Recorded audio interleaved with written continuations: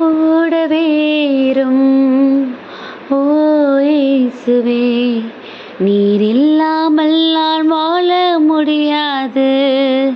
என் பக்கத்திலேரும் ஓ இயேசுவே, நீர் இல்லாமல் நான் வாழ முடியாது.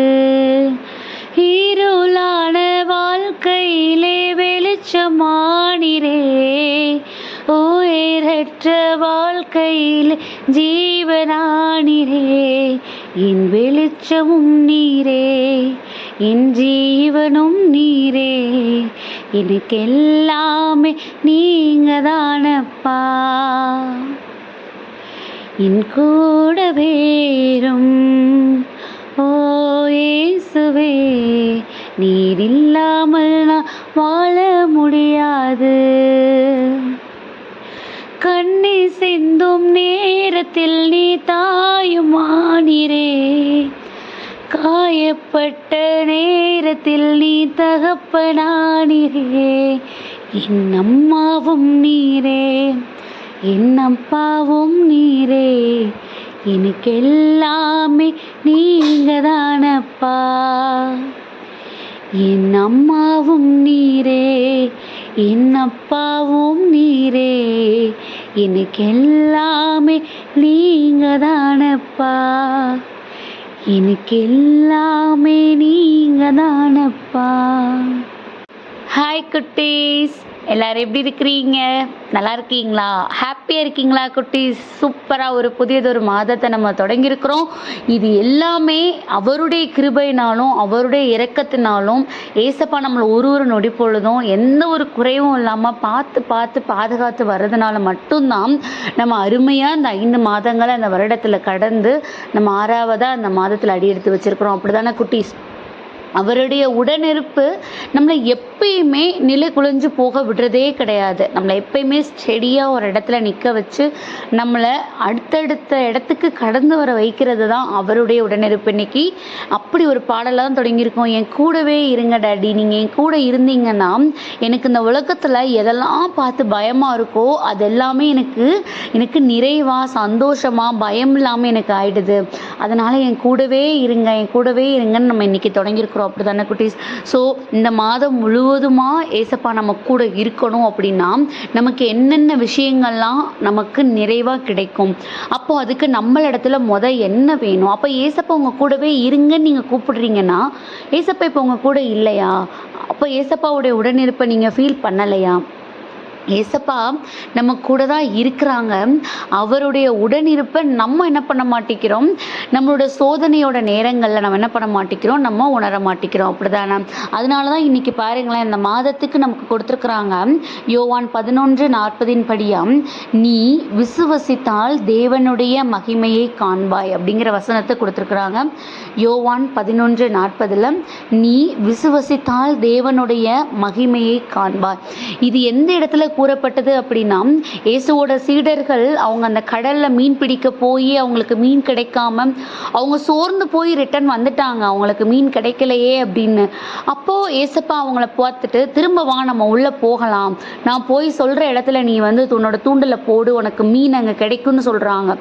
ஆனா அது வரைக்கும் அந்த சீடர்கள் ஓடி தேடி அலைஞ்சு அவங்களுக்கு மீன் கிடைக்கல.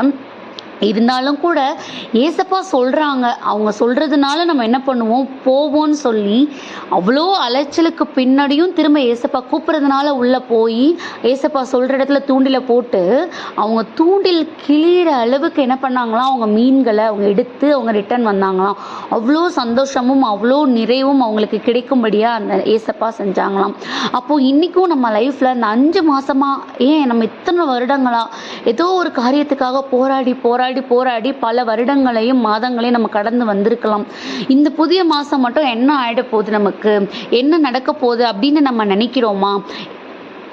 ஏசப்பா நம்மளை பார்த்து தான் சொல்கிறாங்க, நீ விசுவசிக்கிறன்னா நீ கண்டிப்பாக அந்த விஷயத்தில் அந்த காரியத்தில் ஒரு பெரிய நீ மகிமையை நீ காண்ப, அதில் ஒரு பெரிய மாற்றத்தை ஒரு பெரிய ஆசீர்வாதத்தை நீ காண்கிற மாதமாக இந்த மாதம் உனக்கு இருக்கும்னு நம்மளை பார்த்து தான் சொல்கிறாங்க. ஸோ நம்ம அவர் சொன்ன இந்த வார்த்தையை நம்பி நம்ம அவர் கூடவே இருப்போம். இந்த மாதம் ஃபுல்லாக அவருடைய வார்த்தைகளுக்கு செவி கொடுத்து இந்த மாதம் முழுவதுமாக நம்ம செயல்படுவோம். எப்படி சீடர்கள் அவங்களுக்கு ஏமாற்றம் தான் இருந்தது, இருந்தாலும் கூட ஏசப்பா சொல்றதுனால தான் அவங்க திரும்ப உள்ள போனாங்க. நம்மளும் இத்தனை வருடங்களா ஏதோ ஒரு காரியத்தில் ஏமாந்து போய் இருக்கிறோமா, குழம்பி போய் இருக்கிறோமா, விடை கிடைக்கலன்னு நினைக்கிறோமா? இந்த மாதத்தில் ஏசப்பா சொல்றாங்க, நீ ஃபர்ஸ்ட் நீ விசுவசி, உன்னோட விசுவாசத்தினால நீ அதனால ஏற்படுகிற மகிமையை நீ பார்ப்ப, அதனால ஏற்படுகிற நிறைவை உன்னுடைய கண்கள் காணும், அதனால ஏற்படுகிற சந்தோஷத்தை நீ ஃபீல் பண்ணுவ, நீ என்ஜாய் பண்ணுவேன்னு நம்ம எல்லாரையும் பார்த்து இந்த மாதத்துக்கான ஆசீர்வாதத்தை நமக்கு கொடுக்குறாங்க. ஸோ குட்டீஸ், நம்மலாம் சோர்ந்து போகக்கூடாது, நம்மலாம் கவலைப்படக்கூடாது. இந்த மாதம் நமக்கான சான்ஸ் ஏசப்பா கொடுத்துருக்காங்க. அவரோட பயணிக்க, அவர் வார்த்தைகளுக்கு செவி கொடுக்க, அவர் சொல்கிறதெல்லாம் கேட்டு நடந்தோன்னா நம்ம எதுலலாம் நம்ம குழம்பி போய் இருக்கிறோமோ அதுக்கு எல்லாத்துக்கும் அவர் ஒரு ஆசீர்வாதமான தீர்வை கொண்டு கொடுக்க போகிற மாதமாக இந்த மாதம் இருக்கும். இந்த மாதம் எஸ்பெஷலி ஏசப்பாவுடைய திரு இருதயத்துக்கான மாதம் நமக்கு. ஸோ அவருடைய இருதயத்தை போல் நம்மளுடைய இருதயத்தை நம்ம வச்சுக்க ட்ரை பண்ணுவோம். கண்டிப்பாக அவருடைய இருதயத்தில் எரிகிற சுடர் விடுகிற அந்த சமாதானம், அன்பு, ஒற்றுமை, அமைதி எல்லாமே நம்மளுடைய இருதயத்துக்கு உரியதாக நமக்கு சொந்தமானதாக இருக்கும். ஸோ அதுக்காக ஏசப்பாட்டப்போ கொடுத்து ப்ரேயர் பண்ணுவோமா? அன்பான ஆண்டவரே, இந்த நேரத்திற்காக நன்றியப்பா தகப்பனே. இந்த நேரத்துலையும் கூட இந்த புதியதொரு மாதத்தை எங்களுக்கு கட்டளையிட்டு இருக்கிறீங்க டாடி. இதை கேட்டுட்டு இருக்கிற ஒவ்வொரு வரையும் அவங்க குடும்பத்தையும் அவங்க செயல்படுகிற ஒவ்வொரு செயல்களையும் உமது கரங்கள் ஒப்பு கொடுக்கிறோம். அவங்க போகிலும் வரத்திலும் நீங்கள் அவங்களுக்கு பலன் கொடுத்து எந்த ஒரு சூழ்நிலையிலும் தகப்பனே உம்முடைய பிள்ளைகள் தலை குனிந்து போகாத படிக்கு நீங்கள் அவங்களோட இருக்கிறீங்க. அதை உணர்வதற்கான அந்த இருதயத்தையும் ஞானத்தையும் எங்களுக்கு கொடுங்க. உம்முடைய கரங்களில் எங்களோட ஒவ்வொருவரின் சூழ்நிலையும் இந்த மாதத்தையும் நாங்கள் எடுக்க போகிற முடிவினையும் எங்களுக்கு நாங்கள் ஏக்கப்பட்டிருக்கிற ஒரு காரியங்களையும் ஒப்பு கொடுக்கிறோம். உடைய சித்தத்தின்படியாக எங்களை வழி நடத்துங்க. ஆமீன்.